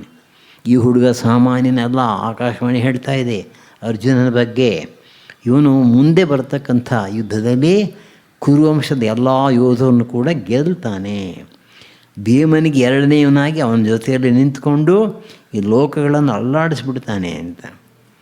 ಎಂಥ ಪುತ್ರ ಅಂತಂದರೆ ಸಮಗ್ರ ಪೃಥ್ವಿಯನ್ನೇ ಗೆಲ್ತಾನೆ ಅವನು. ಅಷ್ಟೇ ಅಲ್ಲ, ಅವನ ಒಂದು ಯಶಸ್ಸಿದೆಯಲ್ಲ, ಆಕಾಶವನ್ನು ಮುಟ್ಟುತ್ತಂತೆ ಅದು. ಮತ್ತು ಇನ್ನೊಂದು ವಿಶೇಷ ಏನು ಅಂತಂದರೆ, ಇವನು ಸಾಮಾನ್ಯನಾಗಿರ್ತಕ್ಕಂಥ ಹುಡುಗ ಅಲ್ಲ, ವಾಸುದೇವ ಸಹಾಯವಾನ್. ವಸುದೇವನ ಪುತ್ರನಾಗಿರ್ತಕ್ಕಂಥ ಕೃಷ್ಣ ವಾಸುದೇವ ವಿಶೇಷವಾಗಿ ಇವನಿಗೆ ಸಹಾಯಕನಾಗಿ ನಿಲ್ತಾನೆ. ಸಾಮಾನ್ಯನಲ್ಲ, ಪರಮಾತ್ಮನೇ ಸಹಾಯ ಮಾಡಿಸಿಕೊಳ್ತಕ್ಕಂಥ ವ್ಯಕ್ತಿ ಇವನು. ಇದು ಹಿನ್ನೆಲೆ. ಈಗೇನಾಗಿದೆ, ಉದ್ಯೋಗ ಪರ್ವ ಪ್ರಾರಂಭ ಆಗಿದೆ. ಕೃಷ್ಣ ಈಗ ಸಂಧಾನಕ್ಕಾಗಿ ಹೋಗಬೇಕಾಗಿದೆ. ಆಗಿನ ಕಾಲದ ಒಂದು ನಿಯಮ, ಯುದ್ಧ ಮಾಡಲೇಬೇಕು, ಕೊನೆಯಲ್ಲಿ ಇಟ್ಕೊಂಡು ಲಾಸ್ಟ್ ಆಪ್ಷನ್. ಅದಕ್ಕೆ ಮುಂಚೆ ಇನ್ನೊಂದು ಸಲ ಸಾಧ್ಯವಾದರೆ ಪ್ರಯತ್ನ ಮಾಡೋಣ. ರಾಮಾಯಣದಲ್ಲೂ ಕೂಡ ಅಂಗದನ್ನು ಕಳಿಸ್ತಾನೆ ಶ್ರೀರಾಮಚಂದ್ರ. ಕಟ್ಟ ಕಡೆಯಲ್ಲಿ ಅಂಗದ ಹೋಗಿ ಅಂಗದ ಮಾತುಕತೆ ವ್ಯರ್ಥವಾದ ಮೇಲೆ ಅನಂತರ ಯುದ್ಧ ಪ್ರಾರಂಭ ಆಗುತ್ತೆ. ಈಗ ಸಂಗ್ರಾಮವನ್ನು ಪ್ರಾರಂಭ ಮಾಡುವುದಕ್ಕೆ ಮುಂಚೆ ಸಾಕ್ಷಾತ್ ಕೃಷ್ಣ ಪರಮಾತ್ಮನೇ ಸಂಧಿಗಾಗಿ ಹೊರಡ್ತಾನೆ. ಹೊರಡುವುದಕ್ಕೆ ಮುಂಚೆ ಪಂಚಪಾಂಡವರನ್ನು ಕೇಳ್ತಾನೆ, ಕುಂತಿಯನ್ನು ಕೇಳ್ತಾನೆ. ನಾನು ಹೋಗ್ತಾ ಇದ್ದೀನಿ ಕೌರವ ರಾಜ್ಯಕ್ಕೆ ಮಾತನಾಡಲಿಕ್ಕೆ, ನಿಮ್ಮ ಕಡೆಯಿಂದ ಹೇಳೋದೇನಾದರೂ ಇದೆಯೇ? ಇರಿ. ಅಲ್ಲಿ ತಮಾಷೆ ಏನು ಅಂತಂದರೆ, ಯಥಾ ಪ್ರಕಾರ ಯುಧಿಷ್ಠಿರ ಸಂಧಿ ಬೇಕು ಅಂತಂತಾನೆ. ಆಮೇಲಿಂದ ಭೀಮಸೇನ ಅದನ್ನು ಕೇಳ್ತಾ ಇದ್ದವನು, ಅಯ್ಯೋ ಯಾರು ಯುದ್ಧ ಮಾಡ್ತಾರಪ್ಪ, ಸಾಕಾಗಿದೆ ನಮಗೆ, ಸಂಧಿನೇ ಇರಲಿ ಅಂದ್ಬಿಡ್ತಾನೆ. ಆ ಮಾತು ಕೇಳಿದ ತಕ್ಷಣ ದ್ರೌಪದಿ ಚೆನ್ನಾಗಿ ಬೈದ್ಬಿಡ್ತಾಳೆ ಅವನಿಗೆ. ಏನಾಯಿತು ನಿನಗೆ, ನನ್ನನ್ನು ಮರ್ತ್ಬಿಟ್ಟಿಯಾ ಅಂತ. ಆಮೇಲೆ ಇಲ್ಲ ನನ್ನ ಯುದ್ಧನೇ ಬೇಕು ಅಂತ ಆಮೇಲೆ ಎದ್ಬಿಟ್ಟು ಹೇಳ್ತಾನೆ ಭೀಮ. ಇಷ್ಟೆಲ್ಲ ಈ ಕಡೆ ಆಯಿತು. ದ್ರೌಪದಿ ಅಂತ ಹೇಳ್ತಾಳೆ, ನೀನು ಏನಾದರೂ ಮಾಡಿ ಯುದ್ಧ ಮಾಡಿಸ್ಬೇಕು ಅಂತ. ಅದು ಕೃಷ್ಣ ಮಾತು ಕೊಡ್ತಾನೆ, ನೀನೇನು ಹೆದರ್ಕೋಬೇಡ, ಕೃಷ್ಣ ಯುದ್ಧ ಆಗೇ ಆಗುತ್ತೆ ಅಂತ. ಕೌಂತಿಯನ್ನು ಕೇಳಿದಾಗ ಅವಳು ಈ ಮಾತನ್ನು ಹೇಳ್ತಾಳೆ, ತದರ್ಥಂ ಕ್ಷತ್ರಿಯ ಸೂತೆ ತಸ್ಯ ಕಾಲ ಅಯಂ ಆಗತಃ. ನಾನು ಕ್ಷತ್ರಿಯ ಸ್ತ್ರೀ. ಕ್ಷತ್ರಿಯ ಸ್ತ್ರೀಯರು ಮಕ್ಕಳನ್ನು ಯಾತಕ್ಕೋಸ್ಕರ ಹೇರ್ತಾರೆ ಅಂತಂದರೆ ಧರ್ಮಕ್ಕಾಗಿ ಯುದ್ಧ ಮಾಡ್ತಕ್ಕಂಥವರು. ಕ್ಷತ್ರಿಯರು ಇರ್ತಕ್ಕಂಥದ್ದೇ ಯುದ್ಧ ಮಾಡೋಕ್ಕೆ. ಎಂಥ ಯುದ್ಧ? ಧರ್ಮಯುದ್ಧ. ಧರ್ಮದ ರಕ್ಷಣೆಗಾಗಿ ಯುದ್ಧ ಮಾಡ್ತಕ್ಕಂತಹ ಮಕ್ಕಳನ್ನು ಹೆರ್ತಕ್ಕಂಥ ಕ್ಷತ್ರಿಯ ಸ್ತ್ರೀ ನಾನು. ಧೈರ್ಯವಾಗಿ ಹೇಳ್ತಾಳೆ. ಆಮೇಲೆ ಹೇಳ್ತಾಳೆ, ಈಗ ಆ ಸಮಯ ಬಂದ್ಬಿಟ್ಟಿದೆ. ಈಗ ಅಂದರೆ ಯುದ್ಧ ಆಗಬೇಕಾದಂಥ ಸಮಯ ಈಗ ಬಂದಿದೆ ಹೇಳೋದನ್ನು. ನಾನು ಅದನ್ನೇ ಹೇಳ್ತಾ ಇರೋದು. ಆ ಯುದ್ಧ ಮಾಡಬೇಕಾದಂಥ ಸಮಯ ಬಂದಿರೋದ್ರಿಂದ ಯುದ್ಧ ಆಗಲೇಬೇಕು ಅಂತ. ಅದು ವಿಶೇಷವಾಗಿ ಅರ್ಜುನನಿಗೆ ಹೇಳ್ತಾಳಂತೆ. ಈ ಸಂದರ್ಭದಲ್ಲಿ ಆಕೆ ಅರ್ಜುನನಿಗೂ ಅದೇ ಮಾತನ್ನು ಹೇಳ್ತಾಳಂತೆ. ಒಟ್ಟಿನಲ್ಲಿ ಕ್ಷತ್ರಿಯ ಸ್ತ್ರೀಯರು ಯುದ್ಧದ ಧರ್ಮಯುದ್ಧಕ್ಕಾಗಿ ಮಕ್ಕಳನ್ನ ಹೆರ್ತಾರೆ ಅನ್ನೋ ಒಂದು ಭಾವನೆಯನ್ನು ಇಲ್ಲಿ ನಾವು ಕಾಣ್ತೀವಿ. ಇದಾದಮೇಲೆ ಸಂಜಯ ಉವಾಚ ಯೋ ಮುಕ್ತೋ ಹೃಷಿಕೇಶೋ ಗುಡಾಕೇಶೇನ ಭಾರತ ಸೇನಯೋರುಭಯೋರ್ಮಧ್ಯೆ ಸ್ಥಾಪಯಿತ್ವಾ ರಥೋತ್ತಮಂ ಭೀಷ್ಮದ್ರೋಣ ಪ್ರಮುಖತಃ ಸರ್ವೇಷಾಂಚ ಮಹೀಕ್ಷಿತಾಂ ಉವಾಚ ಪಾರ್ಥ ಪಶ್ಯೈತಾನ್ ಸಮವೇತಾನ್ ಕುರೂನ್ ಇತಿ. ತುಂಬ ಸರಳವಾಗಿರ್ತಕ್ಕಂಥ ಶ್ಲೋಕಗಳು ಹಾಗೆ ಕಂಡರೂ ಕೂಡ ಇದರಲ್ಲೂ ಕೂಡ ಸಾಕಷ್ಟು ಗೂಢಾರ್ಥ ಇದೆ. ಅದನ್ನು ಮುಂದಿನ ಪ್ರವಚನದಲ್ಲಿ ನೋಡೋಣ.